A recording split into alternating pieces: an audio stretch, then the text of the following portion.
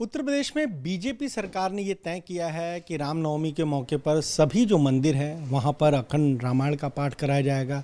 इसके अलावा दुर्गा सप्तशती का पाठ नवरात्रों में कराया जाएगा। इसको लेकर जो सियासत है वो शुरू हो गई। समाजवादी पार्टी के सांसद एसटी हसन कह रहे हैं कि भाई एक ही धर्म के लिए क्यों, सभी धर्मों के लिए ऐसा होना चाहिए।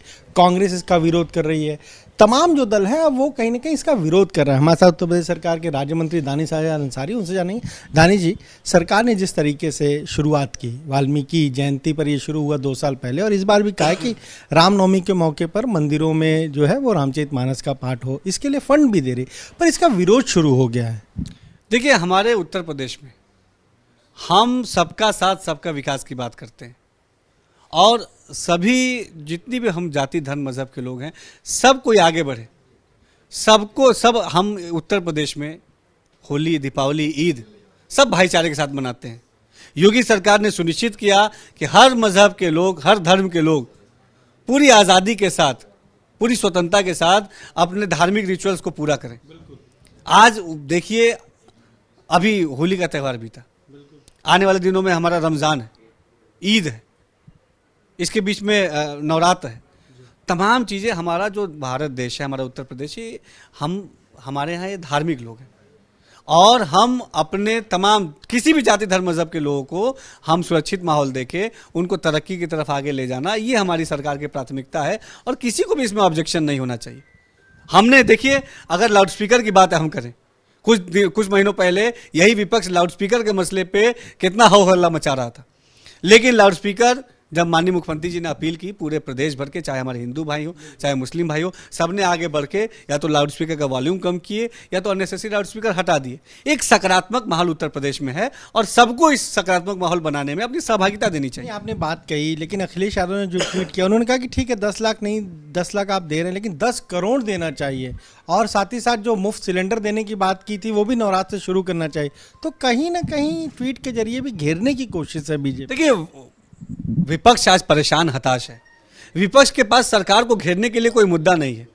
बेरोजगार विपक्ष ऐसे बेवजह के मुद्दे उठा के जनता का ध्यान भटकाना चाहता है, लेकिन पब्लिक जानती है कि ये केवल उनका पॉलिटिकल स्टंट है।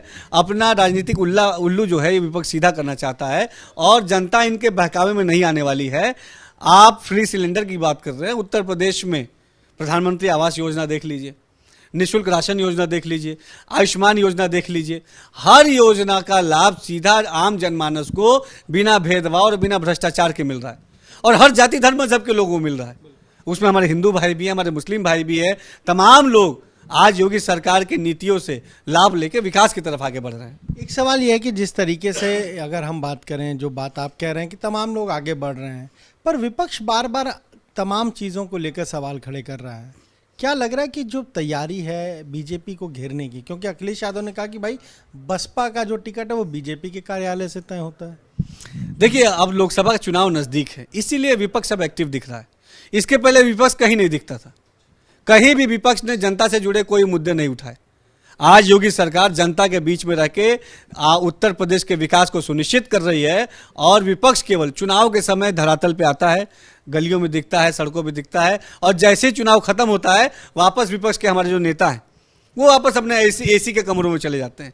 लेकिन हमारे उत्तर प्रदेश की भारतीय जनता, देश की भारतीय जनता, हमारे नरेंद्र मोदी जी के मार्गदर्शन में हमारे उत्तर प्रदेश की योगी सरकार साल के 365 दिन, हर दिन हम जनता के बीच में रह के पूरी जवाबदेही के साथ उत्तर प्रदेश के विकास को सुनिश्चित कर रहे हैं और इस बात का काट विपक्ष के पास नहीं है। इसीलिए विपक्ष इस तरीके के जो है बेबुनियाद आरोप लगाता है, लेकिन जनता की दरबार में हम पूरी तरीके से जनता का विश्वास योगी सरकार, मोदी सरकार पे है। इसीलिए 2019 में और 2022 में फिर से केंद्र में हमारी मोदी सरकार, उत्तर प्रदेश में योगी सरकार आई। स्पष्ट दिखाता है कि जनता को हमारे काम पे विश्वास है और विपक्ष केवल झूठ का पुलिंदा है। एक सवाल ये है, जिस तरीके से मदरसों की जांच आजमगढ़ में हुई, उसमें खूब गड़बड़ियां निकली फंड को लेकर, खासतौर से उस पर कार्रवाई भी की, अल्पसंख्यक अधिकारी वगैरह को भी सस्पेंड किया गया है। आजमगढ़ में ऐसे कितने मदरसे और पूरे प्रदेश में इतने ऐसे कितने मदरसे जहाँ पर ये कार्रवाई हो रही? देखिए, समझने की ज़रूरत है कि जो मदरसा शिक्षा है, मदरसों में कौन जाता है? आम मुस्लिम परिवार का बच्चा मदरसों में जाता है, जो हमारा पिछड़ा मुस्लिम है वो मदरसों में जाता है, जो पासमानदा समाज का हमारा मुस्लिम है वो मदरसों में जाता है। तो उसको अच्छी क्वालिटी ऑफ एजुकेशन, अच्छी शिक्षा मिलना ये उस मुस्लिम नौजवान छात्र का अधिकार है और हमारी योगी सरकार, मोदी सरकार गंभीरता से हमारे अल्पसंख्यक मुस्लिम समाज के नौजवानों को शिक्षित कर कर उनको रोजगार से जोड़ना चाहती है। तमाम जगह ऐसे जहां भी शिकायतें आई, हमने वहां जांच किया और कहीं भी गड़बड़ी पाई गई तो हमने उस पर सख्त कार्रवाई भी की। हमारे नौजवानों के शिक्षा के साथ खिलवाड़ करने का अधिकार हम किसी को नहीं देते। हमारी योगी सरकार का स्पष्ट संदेश है कि हमारे अल्पसंख्यक समाज के नौजवानों को हमारे प्रधानमंत्री जी के मंशा के अनुरूप एक हाथ में कुरान शरीफ यानी दीनी तालीम, दूसरे हाथ में कंप्यूटर यानी आधुनिक शिक्षा हमें देनी है और पूरी ईमानदारी से अपने इस कर्तव्य का पालन योगी सरकार कर रही है। और जो भी अल्पसंख्यक समाज के अधिकारों के साथ खिलवाड़ करेगा उसके साथ सख्ती से हमारी योगी सरकार निपटेगी। आपने लाभार्थियों की भी बात की। अब बीजेपी महिला मोर्चा एक सेल्फी विद लाभार्थी अभियान शुरू कर रही है, इसका फायदा मिलेगा 24 के चुनाव में? देखिए, हम जनता के बीच में रह के, जनता से जुड़ के समाज के विकास के लिए काम करते हैं।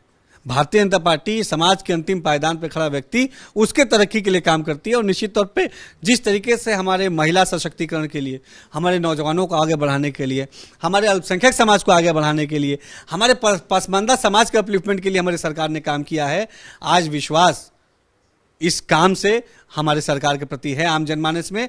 और पूरी हम इसी विश्वास के बल पे आगामी चुनाव में उतरेंगे भी और उत्तर प्रदेश के हर लोकसभा सीट पे कमल भी खिलेगा। आपने सुना क्या कहना है दानिश आजाद अंसारी का? साफ तौर पर कह रहे हैं कि जिस तरीके से सियासत हो रही, दरअसल विपक्ष कहीं ना कहीं बौखलाया हुआ है और प्रदेश सरकार जो है वो सभी को साथ लेकर चल रही है। कैमरा जितेंद्र के साथ अनवर शुक्ला, एपी गंगा, लखनऊ।